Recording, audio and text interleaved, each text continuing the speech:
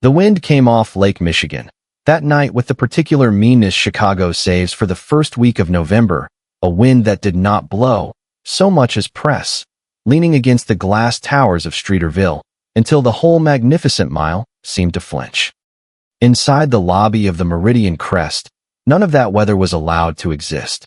The air was kept at a deliberate 71 degrees, and smelled faintly of black tea and polished stone, and the limestone floor threw back the light of the chandeliers in soft, expensive halos. It was a building designed to make the cold someone else's problem. At 7:52 in the evening, a motorcycle eased into the covered arrival court off East Illinois Street, its engine settling into a low tick as it cooled.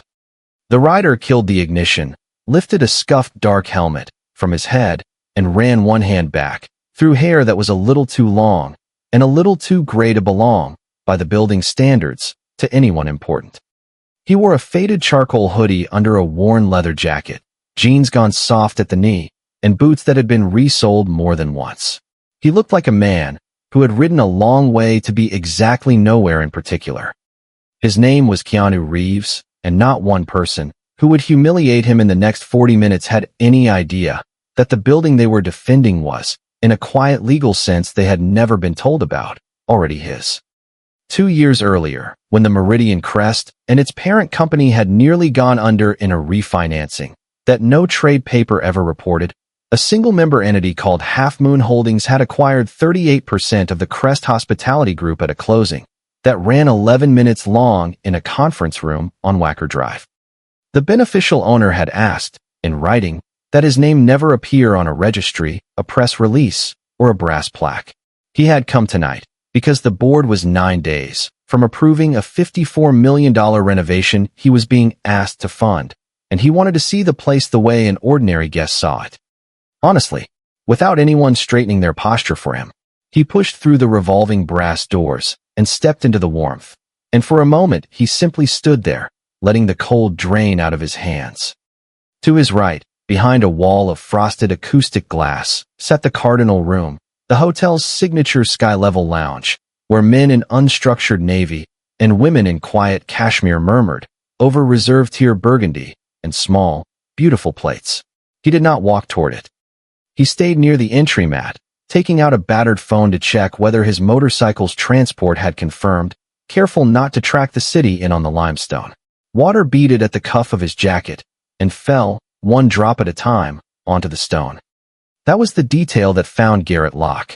Garrett was the director of guest standards, and he had spent 11 years building the conviction that he was the last thing standing between a five-star property and the slow erosion of everything that made it worth the rate.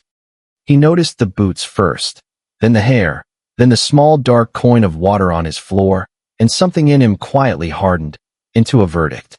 He did not see a tired man waiting out a breakdown. He saw a problem that had walked in out of the weather, and he believed, with the full sincerity of his job title, that removing it was a kindness to everyone who belonged. He came across the lobby with a measured, gliding stride that several guests near the lounge entrance registered, without quite looking up. He stopped 2 feet away, folded his hands, and produced the smile that hospitality teaches and warmth never does. The words were polite. The temperature underneath them was not. "Good evening, sir," Garrett said, low enough to avoid a scene. "I'm afraid the lobby and the Cardinal Room are reserved for registered guests and verified members this evening. We hold a very specific standard here, and I'm going to have to ask you to wait outside." Keanu looked up from his phone, unhurried, and met the man's eyes with something that was almost an apology. "My bike broke down a few blocks back on Grand," he said quietly. "I've got a transport coming at 9:10. I'll stay right here on the mat and out of everyone's way. I just needed a few minutes out of that wind." "The weather isn't the property's responsibility," Garrett answered. "And this is not a warming station. Now keep your eye on the corner of the lobby, near the service alcove, because the second thread of this story was already in the room." Della Hartley was 27 years old, and she had been folding herself smaller for so long that she had nearly forgotten her own true size. She worked the evening housekeeping shift, and tonight she was wiping down the brass rail of the lobby stair with a cloth, moving the way a person moves when they have learned that being seen costs more than being tired. Under the loose gray uniform, she was 4.5 months pregnant, and almost no one at the Meridian Crest knew it, because the people who found out had a way of asking questions she could not afford to answer. She kept her eyes down and her hands busy. She was very good at not existing.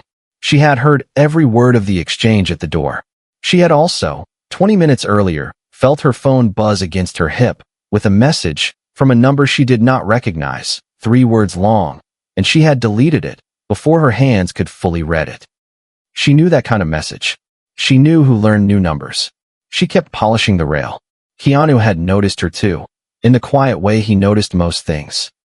He had clocked the careful set of her shoulders, the loose uniform, the small protective tilt of her body, and a private weight had settled behind his eyes that had nothing to do with Garrett Locke.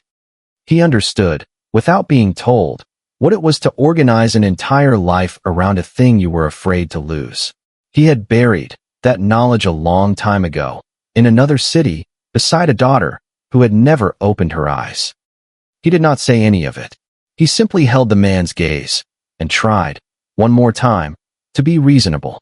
"I'll be gone before the dinner rush is over," Keanu said. "You won't know I was here." Garrett's jaw moved a fraction. "We will know," he said. "That's rather the point." And here the night did something cruel, the way nights do, when a person with a little power decides to use all of it. Garrett pivoted, found Della at the rail, and let his irritation roll downhill toward the easiest target in the room. He crossed to her in 4 strides, lifted one gloved finger toward a faint streak on the brass she had not yet reached, and spoke loudly enough that the lounge could feel it. "This is what I mean," he said, "to no one and to everyone. Standards. Do you see this? The rail is filthy. You've been on this floor 40 minutes. He looked her up and down with open distaste, and then he said the thing he had been wanting to say for weeks. "And frankly, in your condition, I'm not sure you should be on the schedule at all. It's a liability.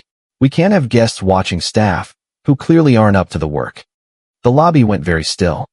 A dust mote turned slowly in the light of the nearest sconce. Della's hand stopped on the rail, and for a held breath she did not breathe at all, and the silence in that small space was louder than the wind outside. "I'm sorry, sir," she said. Her voice was even. It cost her everything to keep it even. "I'll redo the rail." "You'll redo all of it," Garrett said. "And we'll be discussing your hours. Watch what the quiet man does now, because it is the hinge the entire night turns on." Keanu set his phone back in his pocket. He did not raise his voice. He looked at Garrett, without challenge, only with a steadiness that did not flinch. "You don't have to take it out on her to make a point to me. I'll go." For 1 second Garrett Locke seemed not to understand that he had been corrected in his own lobby by a man in resoled boots.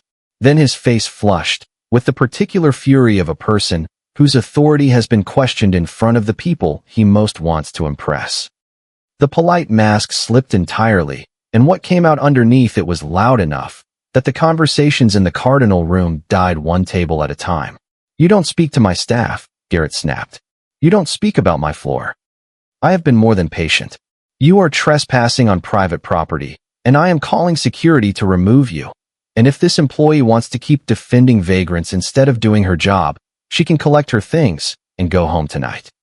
A few of the wealthy patrons had drifted to the glass partition now, drawn by the shape of a public eviction the way people always are.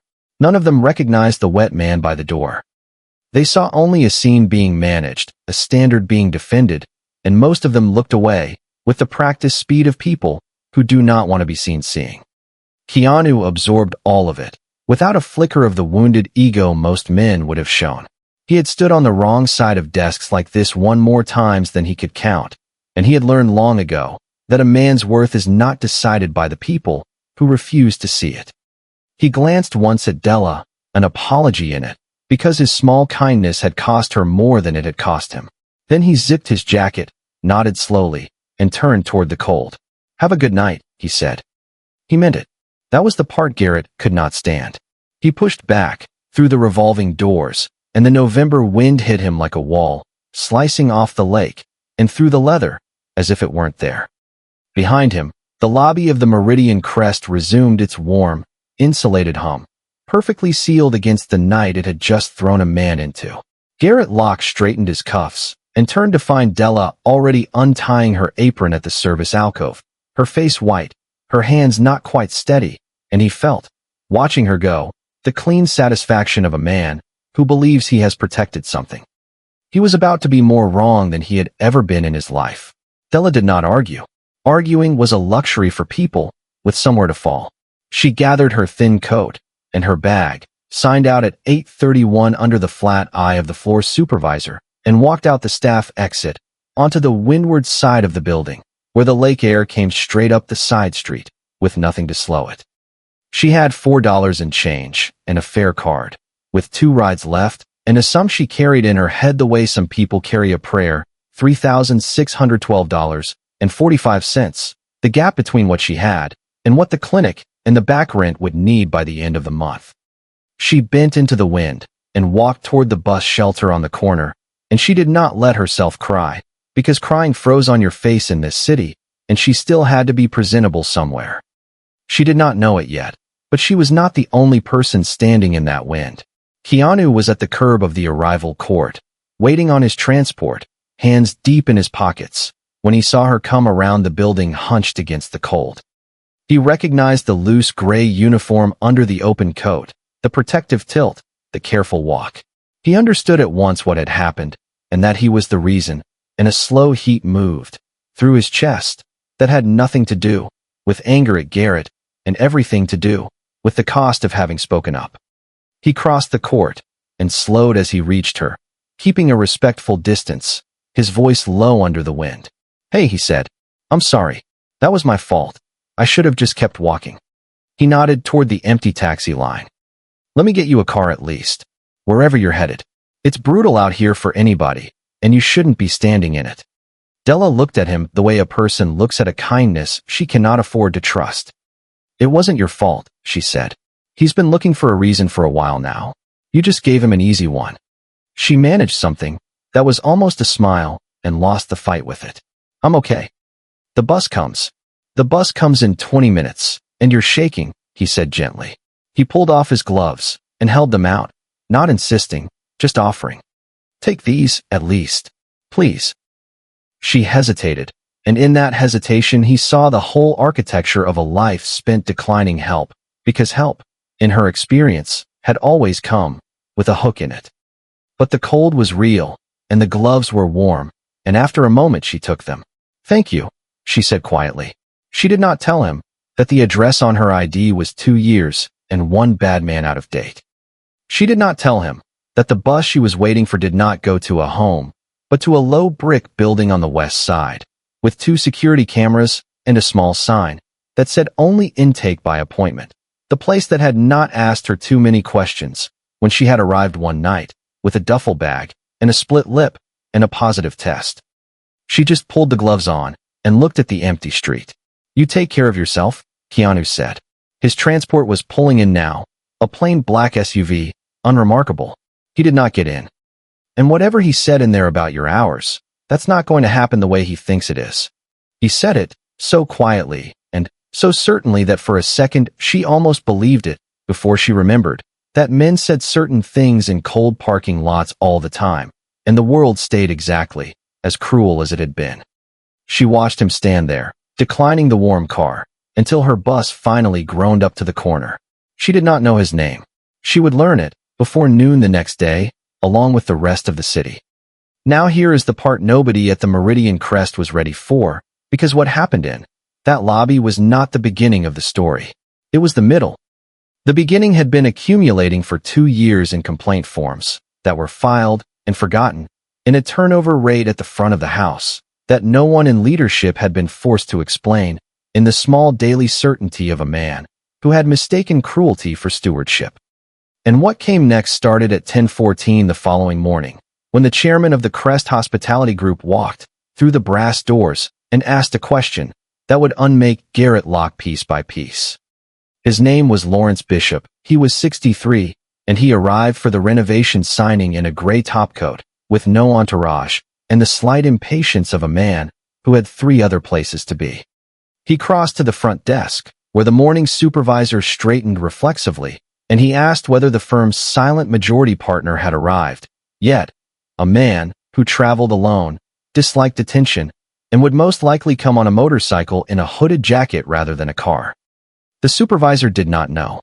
But Garrett Locke, who had stepped out of the back office to greet the chairman, with his most polished smile, felt the floor of his stomach drop out from under him with a slow, sickening certainty. A motorcycle, Garrett repeated. His mouth had gone dry. In a hooded jacket. He's our largest single investor, Bishop said, checking his watch. He's the one funding the renovation we're signing this morning. Half Moon Holdings. He prefers nobody fuss over him, which is why nobody here knows his face. He frowned. He texted me last night that he stopped by to see the place as a normal guest. Did anyone take care of him? The silence that fell over the front desk was a physical thing. Garrett opened his mouth and produced nothing, and into that nothing the morning supervisor said, carefully, that there had been an incident the evening before, a guest asked to leave, and a member of housekeeping sent home. Lawrence Bishop's pleasant expression did not so much change as drain, leaving behind something older and far more dangerous, and he turned slowly to look at the man in the charcoal suit, who was now visibly losing color. Pull the registry, Bishop said quietly. What name did he check the bike under? The valet log, anything. There was no registry entry, because Keanu had never tried to register. But the night valet had logged a custom motorcycle in the arrival court at 7:52 p.m. Owner declined valet, and beside it the doorman had written, in the small, careful hand of a man named Frank Doyle, who had worked that door for 19 years and remembered everything, one line that the whole desk now read in silence. Tall man, leather jacket, very polite. Director Locke had security remove him in the cold. Below it, a phone number Della had not given anyone, but Frank had quietly taken down himself, because Frank Doyle had been on enough doors to know which guests were trouble, and which guests were the kind of trouble you only find out about later. Bishop took out his phone. He did not call security. He dialed the number Frank had written, put it to his ear, and the lobby of the Meridian Crest held its breath through 2 long rings. Yeah, said the voice on the other end. Calm. Already awake. Already moving. It's Lawrence, the chairman said. I'm in the lobby. I just heard what happened last night, and I don't have a word for what I am yet. A pause. Will you come back in? Not for them. For me. I'd like to fix this in front of the people who did it. The reply was brief, and Bishop lowered the phone, and at 10:31 the brass doors turned, and the man in the worn leather jacket walked back into the building that had thrown him out, and he did not look like a man returning to collect a debt. He looked tired and a little sad, the way he always looked when accountability was about to cost someone everything. Garrett Locke watched him cross the limestone and understood, finally and completely, the shape of his own mistake. The reckoning did not happen at the desk.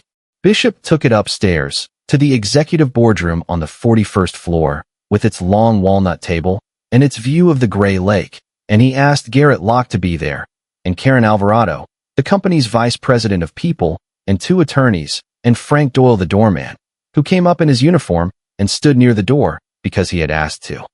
And then, because Keanu Reeves had requested it in the elevator on the way up, the door opened 3 more times. Eddie Pratt came in first. He was 31, and he had been a valet at the Meridian Crest until the night a downtown traffic snarl made him 6 minutes late bringing up a sedan, and Garrett Locke had fired him on the spot, in the cold, in front of the guest, and told him he was entirely replaceable. Eddie had not found steady work for 11 months.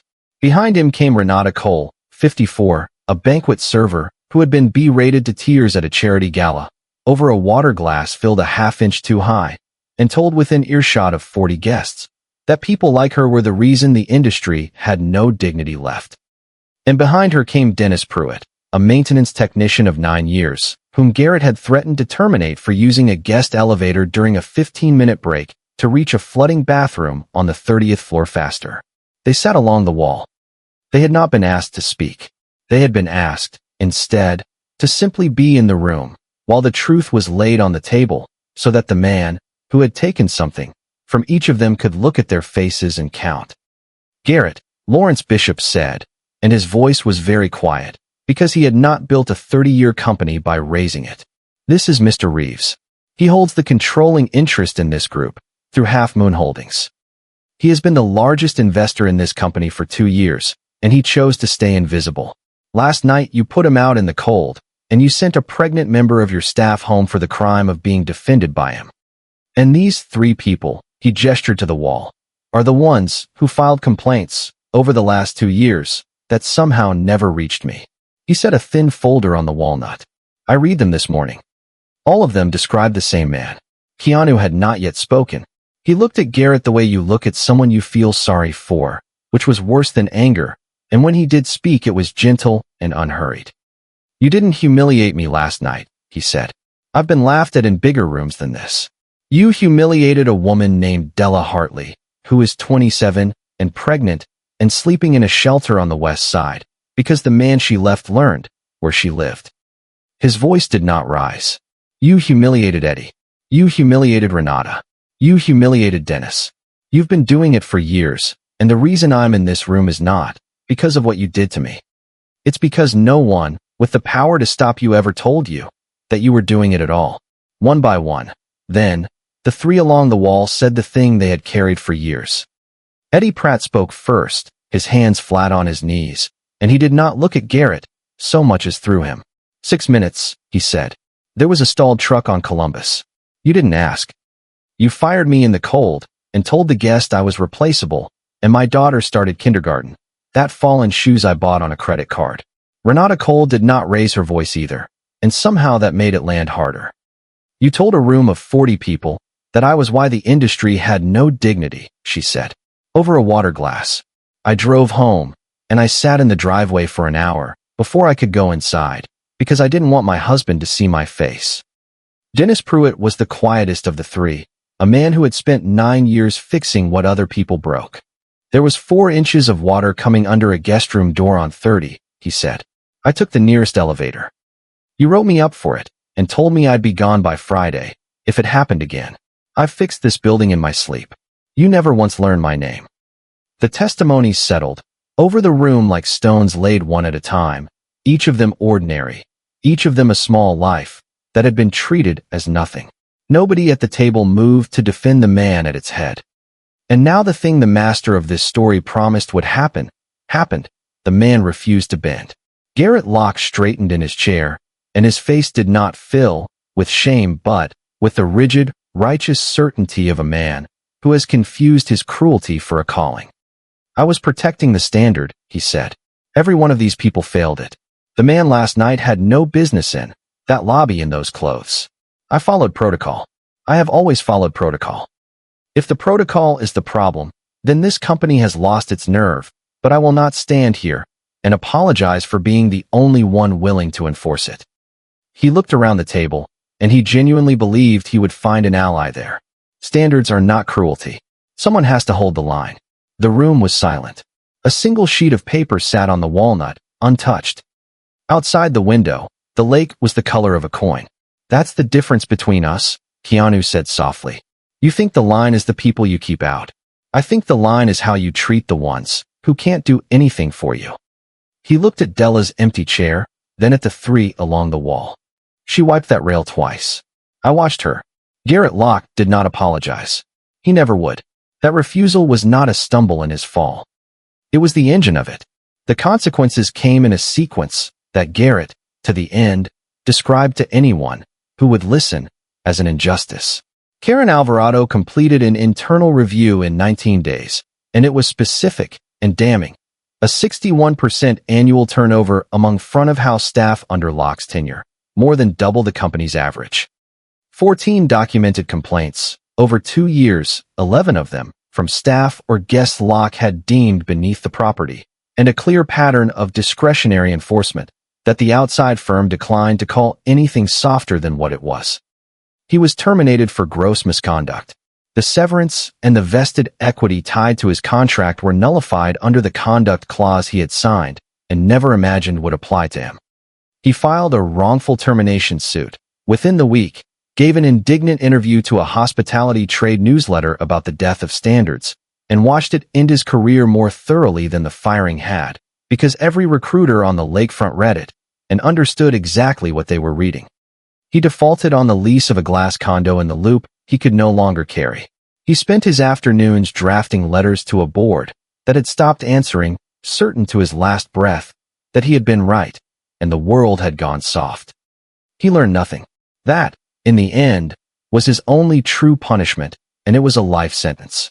The damage did not stop at one man, because cruelty held in place for 2 years is never the work of one man alone. The outside review found that the buried complaints had been intercepted at a level above housekeeping, and the floor's supervisor, who had signed Della out at 8:31, with a flat I took an early, quiet exit of his own.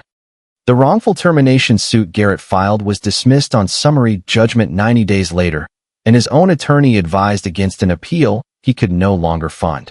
A labor standards inquiry that had gone dormant 3 years earlier was revived after a former HR coordinator came forward with a file she had once been told to make quiet rather than make right, and the settlement that followed reached, by name, every front-of-house employee who had been pushed out under the old regime. None of it made the news in any way that used the word that mattered. It simply rearranged, slowly and permanently, the question of who at the Meridian crest got to decide whose presence was worth defending. But that is not where the story chooses to rest, because comeuppance is the smallest thing that happened at the Meridian crest. 8 months later, the wind off the lake had given way to a wet green Chicago spring, and the building had become a different place under different leadership. The renovation Keanu had funded was finished, $54 million of it, and not a dollar bore his name. The Cardinal Room had quietly retired the entry policies that had let a man like Garrett Locke decide who deserved to be warm, and somewhere in the rebuilding a principle had been printed on a small card and posted in the back of house corridor, where the guests never went, where it mattered most. Respect is not a benefit. It is the standard. Frank Doyle, the doorman who had written one careful line in a log, had been named the property's first director of guest welcome, a title invented for a man who had always done the job, without the words. Eddie Pratt was back, running the valet team. Renata Cole trained the banquet staff now. Dennis Pruitt got the raise that the threats had cost him, and Della Hartley had stopped folding herself smaller. She had not been fired. She had been found.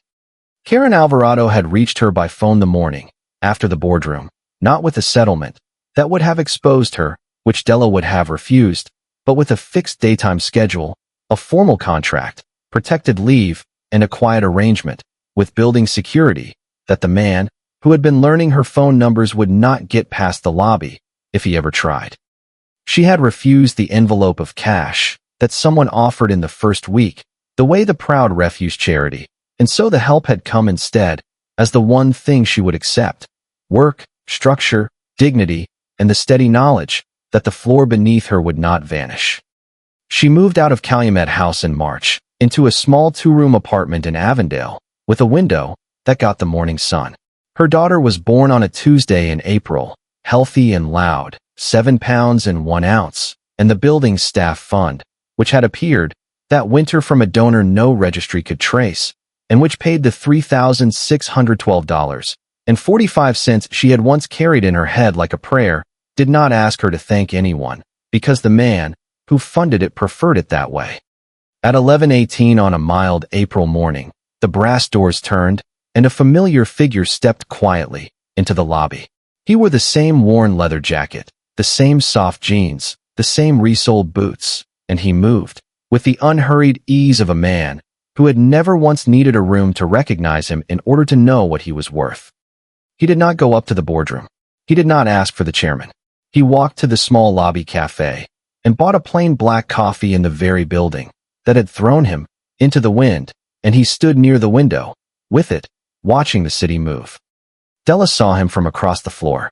She was at the welcome desk now, in a navy blazer, and she crossed the limestone to him, without hurry, and she held out something small in her open hand. It was a pair of gloves, washed and folded, warm-colored against her palm. "You never came back for these," she said. He looked at the gloves, and then at her, and something passed across his face that he did not put into words, because the best of what he carried he had learned never to say out loud. "Keep them," he said gently. "They look better on you."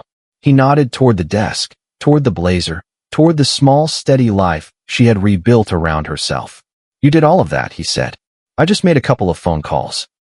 A speck of dust turned slowly in the bar of spring light between them, and for a moment neither of them filled the silence, because there was nothing in it that needed filling. She did not, that morning, tell him the thing she had decided weeks earlier, and had not yet found the moment for. So she told him now. A new girl had started on the evening shift the week before, 18 and frightened, and folding herself smaller, and 2 days ago Della had found her crying in the back corridor, with her uniform still too clean to have been worn, and Della had not walked past. She had sat down on the floor beside her. She had asked if she needed a minute just to breathe, and the girl had nodded, and Della had stayed, because the people who were once invisible are the only ones who know exactly where it hurts. Keanu listened to all of it, and when she finished he did not say anything grand. He just nodded slowly, the way a man nods when he has heard the one thing he came to hear, and he finished his coffee, and he set the cup down, with a small quiet click on the marble. Then he thanked her by name, and he turned, and he walked back out, through the brass doors, into the bright, ordinary morning, and he did not stay for anyone to thank him, because he never did. Behind him, the building he had never put his name on went on being warm, and the woman in the navy blazer, who had once organized her whole life around not being seen, stood in the light of the lobby she now belonged to, and understood that she had not been saved by anyone. She had been seen, and that, it turned out, had been the only thing she ever needed.